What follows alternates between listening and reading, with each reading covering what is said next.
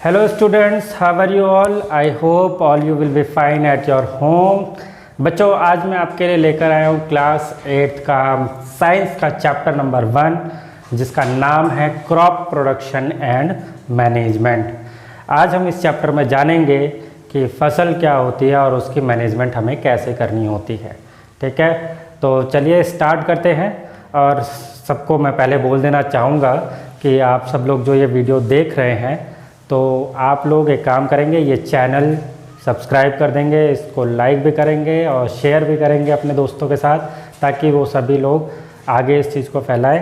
और अच्छा एक चीज़ और, सभी लोग अपनी कॉपी पेन और किताब जो है साइंस की जो बुक है वो साथ में लेकर रखेंगे ताकि आप लोग साथ साथ देखते रहें कि हम क्या कर रहे हैं। तो पहला चैप्टर हम करने जा रहे हैं, कॉपी पेन लेकर ज़रूर बैठें। अगर किताब नहीं है आपके पास तो कॉपी पेन लेकर ज़रूर बैठें कि यहाँ जो लिखा हुआ है एटलीस्ट वो उतारते रहें। उतारने से क्या होगा, कुछ चीज़ें हमारे दिमाग में स्टोर हो जाती हैं और हम उसको याद रख पाते हैं कि हमें क्या लिखा था। ठीक है, तो परेशान नहीं होंगे। अगर कोई डाउट आता है, आपको कोई चीज़ समझ नहीं आती है तो आप मुझे व्हाट्सएप पे मैसेज डाल देंगे कि सर मुझे ये टॉपिक या ये चीज़ समझ में नहीं आई या जो भी लिखा था वो उसकी स्पेलिंग कहीं समझ में दिखाई नहीं दे रही, तो वो हम आपको बता देंगे। ठीक है, तो चलिए स्टार्ट करते हैं आपका chapter number 1 crop production and management. तो फर्स्ट है आपका topic what is crop. Crop क्या होती है भाई? क्रॉप्स आप लोग सभी जानते हैं, फसल जो हम उगाते हैं खेतों में।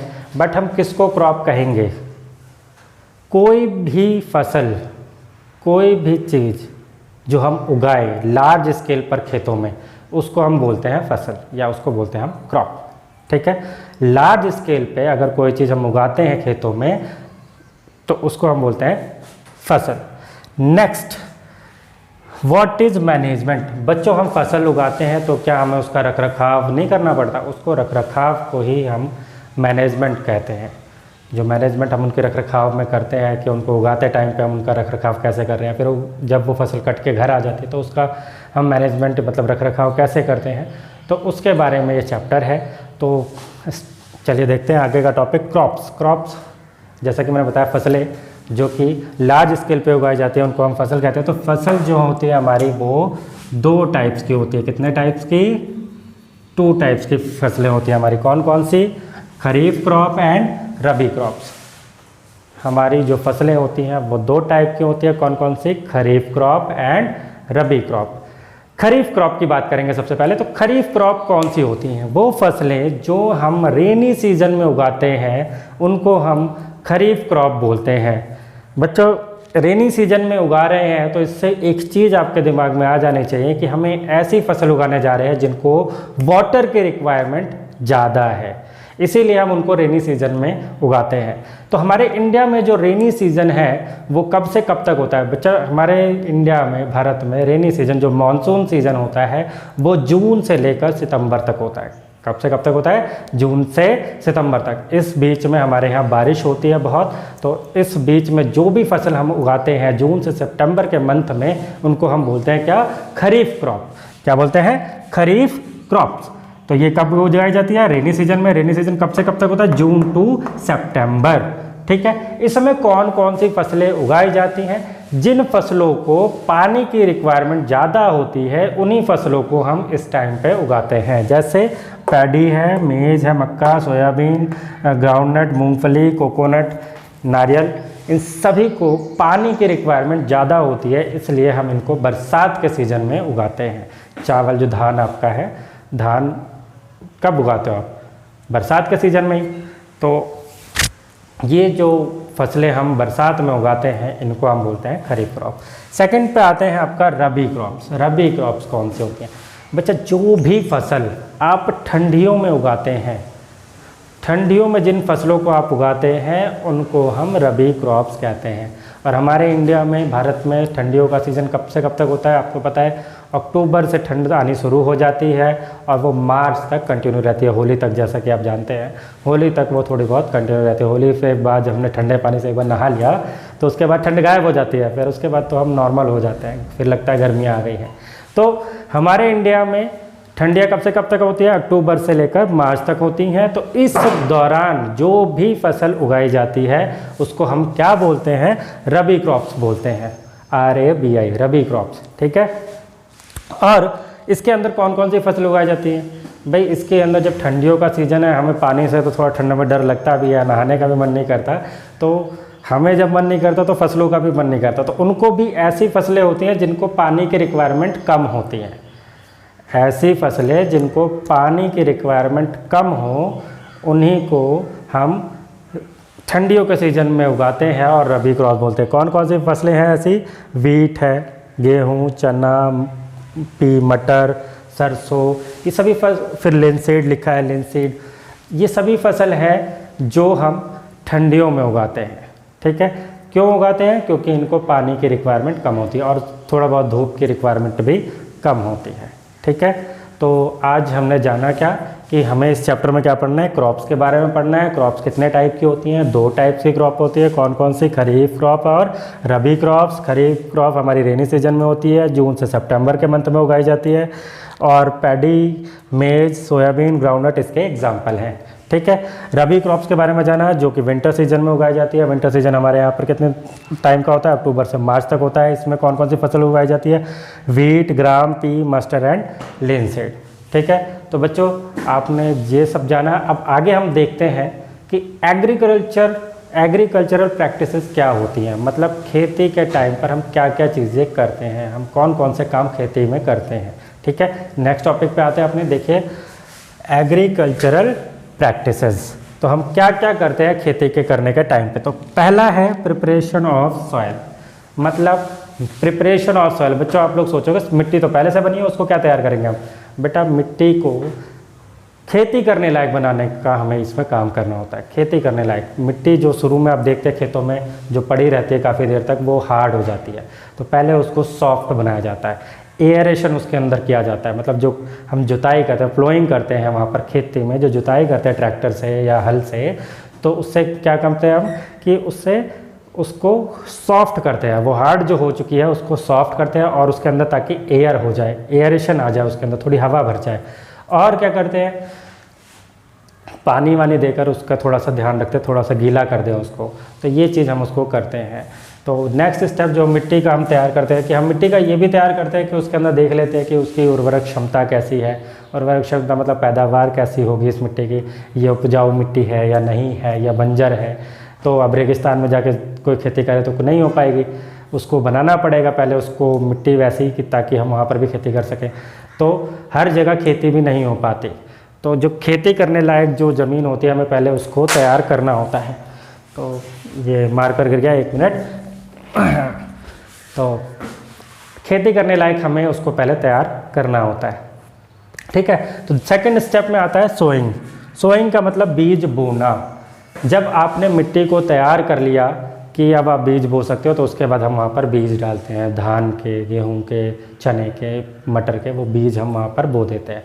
फिर थोड़े टाइम बाद वहाँ पर वो पेड़ बनकर अंकुरित होकर निकलता है, वो छोटा सा पौधा सा निकलता है, फिर हम उसकी सिंचाई वगैरह जो करते हैं। तो सोइंग का मतलब क्या है? बीज बोना बेसिकली पहले। तो बीज कई लोग हाथों से ऐसे छींट के भी करते हैं, हाथों खेतों में जाएंगे और ऐसे ऐसे फैला देंगे। कुछ लोग एक एक दाने को करते हैं, कुछ लोग एक एक पेड़ लगाते हैं उसका, कुछ लोग एक काम करेंगे कि मशीनों से उसको शो करते हैं, मशीनों से सोइंग करते हैं उसकी। तो सोइंग करने के बहुत सारे मेथड हैं। अब देखते हैं नेक्स्ट स्टेप क्या है। थर्ड है एडिंग मैन्योर एंड फर्टिलाइज़र। खाद और केमिकल जो फर्टिलाइज़र आता है, केमिकल खाद आती है, उसको डालना। मतलब ज़मीन में अगर उसकी जो उपजाऊ शक्ति अगर वो ख़त्म है तो हमें उसमें खाद डालनी पड़ेगी जिससे प्लांट्स को न्यूट्रिशन मिल सके। तो मैन्योर क्या होती है? खाद। और खाद कौन सी होती है? जो सड़ी गली चीज़ें आपके घरों में होती है, जैसे पेड़ के पत्ते हो गए, फल फ्रूट्स के छिलके हो गए, गोबर हो गया, ये जो सड़ी गली चीज़ें होती हैं जो बायोडिग्रेडेबल होती हैं, इन सबको आप एक जगह इकट्ठा करते हैं। गाय का गोबर, भैंस का गोबर, ये सब ले जाके जब आप खेतों में लगा देते, डाल देते हैं, तो यही आपकी खाद बन जाती है। और फर्टिलाइजर्स क्या होता है? जो केमिकल खाद होती है, जो केमिकल मतलब जो केमिकल से बनी हुई है, उसको हम फर्टिलाइज़र बोलते हैं। केमिकल खाद में NPK आती है जिसमें नाइट्रोजन, फॉस्फोरस और पोटेशियम होता है, जिसको हम खेतों में डालते हैं ताकि प्लांट्स को न्यूट्रिशन मिल सके। फिर नेक्स्ट स्टेप है फोर्थ, इरिगेशन। इरिगेशन का मतलब क्या है? सिंचाई। मतलब प्लांट्स की हमें सिंचाई भी करनी पड़ती है। भाई मान लो आपने खाने पीने का जो न्यूट्रिशन है वो तो दे दिया, भाई पानी मत दो। भाई आपने भी खाना खाया बच्चों, तो आपको भी तो पानी की रिक्वायरमेंट होती है खाने के बाद। तो इसी तरह से प्लांट्स को भी रिक्वायरमेंट होती है पानी की, तो उनको भी पानी देते रहना है। पानी देते रहेंगे तभी वो अच्छे से ग्रो कर पाएंगे। ठीक है। दूसरा, आप लोगों ने पढ़ा है ऑटोट्रॉफिक न्यूट्रिशन। प्लांट अपना न्यूट्रिशन खुद बनाते हैं, और वो किसकी हेल्प से बनाते हैं? वाटर के हेल्प से बनाते हैं। तो वाटर नहीं होगा तो उनको न्यूट्रिशन नहीं मिलेगा एक तरह से देखा जाए तो रूट से जो पानी आपका लीव्स में जाता है फिर वहाँ पर उनकी न्यूट्रिशन जो होता है वो प्रोसेस फोटोसिंथेसिस का वो होता है, तो जिससे उनको ग्लूकोज और ऑक्सीजन बनाते हैं हमारे लिए, तो वो प्रोसेस फिर रुक जाएगा अगर उनको हम पानी नहीं देंगे। तो हमें उनकी सिंचाई भी करते रहना होता है टाइम टू टाइम। अब मान लो जैसे हम लोग फास्ट रखते हैं, अगर पूरा दिन बिना पानी के रहें तो कैसी हालत हो जाती है हमारी। ऐसे ही पौधों के लिए भी, प्लांट्स के लिए भी, क्रॉप्स के लिए भी हमें सोचना पड़ता है कि अगर उनको बिना पानी के रहना पड़े तो उनकी हालत क्या होगी। भाई 1-2 दिन तक सर्वाइव करेंगे, उसके बाद डेड हो जाएंगे, फिर उसका कोई फ़ायदा नहीं है, फिर आपको फसल भी नहीं मिलेगी अगर हम उनकी सिंचाई नहीं करेंगे। ठीक है। तो हमें सिंचाई भी करते रहना होता है। फिर 5th स्टेप में है प्रोटेक्शन फ्रॉम वीड्स। मतलब उनका प्रोटेक्शन भी करना है। किससे करना है? खरपतवार से। खरपतवार क्या होती है? जो अनयूज्ड घास भूस जो उग जाती हैं खेतों में, जिनकी हमें कोई ज़रूरत नहीं है, हमें कोई ज़रूरत ही नहीं है। अब वो घास उग गई तो आप सोचोगे उससे क्या होगा? भाई जो न्यूट्रिशन आपने अपनी क्रॉप्स के लिए डाला था, जो आपकी फसल को चाहिए था, ये घास घुस के उसको खा रहे, उसका न्यूट्रिशन छीन लेंगी। तो इसलिए इनको भी हटाते रहना होता है टाइम टू टाइम। मतलब 15-20 दिन में जाके देखते रहना होता है खेत में कि कहीं खरपतवार हो रही है, तो उसको एक खुरपा आता है, इंस्ट्रूमेंट है, तो उससे हम उसको निकालते रहते हैं। ठीक है। फिर उसके बाद प्रोटेक्शन फ्रॉम वीड्स। और हाँ, प्रोटेक्शन फ्रॉम वीड्स खरपतवार है, इंसेक्ट्स भी है। भाई कीड़े लग जाते हैं जो, तो उसमें हम पेस्टिसाइड्स वगैरह डालते हैं ताकि वो कीड़े आपकी फसल को बर्बाद ना करें। और माइस, खेतों में चूहे तो आ ही जाते हैं, जो फसल जब हो जाती है तो उसको खींच के नीचे ले जाते हैं खोद के ज़मीन को, तो उनसे भी हमें बचाना होता है। तो मतलब प्रोटेक्शन का भी हमें काम करना होता है। फिर हार्वेस्टिंग है। हार्वेस्टिंग का मतलब कटाई। जो फसल आपने उगा ली, जो पक के तैयार है, तो उसका क्या करेंगे? खेतों में थोड़ा ना छोड़ देंगे, उसको काटेंगे भी। तो उसको काटने के लिए भी आपको कई सारी चीज़ें चाहिए होती हैं। उसको या तो आप घर से जाके हंसिया लेंगे और नीचे से काटोगे, फिर उसको मशीन से उसको निकालोगे, तो उससे भी आप कट कर सकते हो हार्वेस्टिंग। और दूसरा, आजकल बड़ी बड़ी मशीनें आ गई हैं, कंपाइन आ गई है, वो डायरेक्ट आपको काट के सीधा फसल आपके हाथ में दे देती है। तो तरीके हैं हार्वेस्टिंग के भी आपके पास। नेक्स्ट स्टेप है आपका स्टोरेज। भाई जो फसल आपने काट के लाई, आप एक बार में तो उसको यूज़ नहीं कर जाओगे, एक बार में तो खा नहीं लोगे। अरे इतने बड़े खेत में आपने फसल उगाई, जो लार्ज स्केल पे आपने उगाई, क्योंकि आप फसल उगा रहे हो। क्रॉप का एक मेन क्राइटेरिया क्या है? जो हम लार्ज स्केल पे उगाए। और लार्ज स्केल पे अगर हम कोई चीज़ उगा रहे हैं तो उसको हम एक साथ तो खा नहीं सकते कि एक बार में आया और हमने खा लिया, ऐसा तो होगा नहीं। तो हमें उसको स्टोर भी करना पड़ेगा।